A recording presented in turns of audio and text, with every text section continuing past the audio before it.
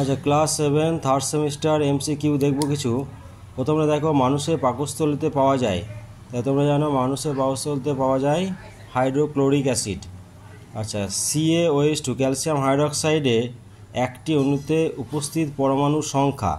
আচ্ছা, এখানে পরমাণুর সংখ্যা হবে তাহলে ক্যালসিয়ামে একটা আর দুটো করে অক্সিজেন ও হাইড্রোজেন, তার মানে মোট 5টি।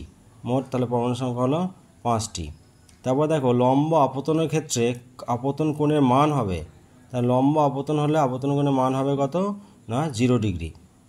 আচ্ছা, তারপর দেখো, potassium sulphate K+SO4 double minus আছে, তাহলে পটাশিয়াম সালফেটের সংকেত হবে K2SO4।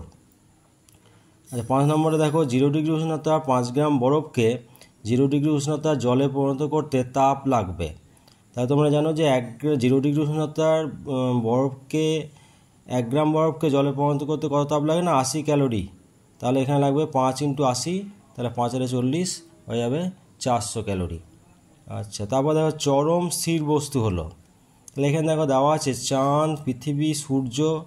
তাহলে এখানে হবে কোনোটি নয়, কারণ আমরা জানি যে স্থিতি বা গতি হচ্ছে আপেক্ষিক। চরম স্থির বস্তু বা চরম গতিশীল বস্তু বলে কিছু হয় না, তাহলে এখানে হয়ে যাবে কোনোটি নয়।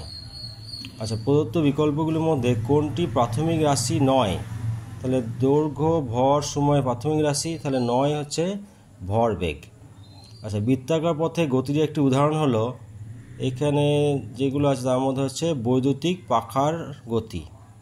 আচ্ছা, তারপর দেখো, সোডিয়াম 1123 এর নিউট্রন সংখ্যা। তাহলে তোমরা জানো যে 1123 কথার অর্থ হলো যে পরমাণু ক্রমাঙ্ক হচ্ছে 11, ভর সংখ্যা হচ্ছে 23। তাহলে নিউটন সংখ্যা কত হবে না 23 - 11 করলে হয়ে যাচ্ছে 12টি। আচ্ছা, তারপরে দেখো, সমত্বরণে গতিশীল বস্তুর বেগ সমত্বরণে যদি গতিশীল হয়, তার মানে বেগ কী হবে না ক্রমশ বৃদ্ধি পাবে। আচ্ছা, তারপর হচ্ছে ভিনিগার হলো কি না অ্যাসিটিক অ্যাসিড।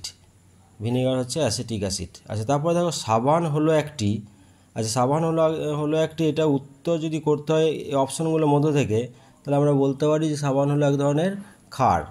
আসলে সাবানের যে সংজ্ঞা সেখানে বলা হচ্ছে যে সাবান হলো যে কতগুলো জৈব অ্যাসিডের সোডিয়াম বা পটাশিয়াম যৌগ।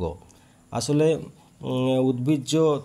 উদ্ভিজ্জ বা প্রাণীজ চর্বির সাথে সোডিয়াম হাইড্রক্সাইড বা পটাশিয়াম হাইড্রক্সাইড মিশিয়ে সাবান তৈরি করা হয়।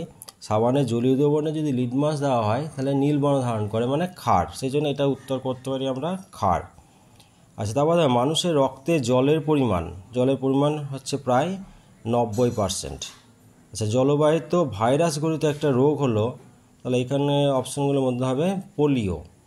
আচ্ছা, এমন একটি খাদ্য উপাদান যা থেকে শক্তি পাওয়া যায় না, তাহলে এটা তোমরা জানো, সেটা হয়ে যাচ্ছে না ভিটামিন থেকে শক্তি পাওয়া যায় না।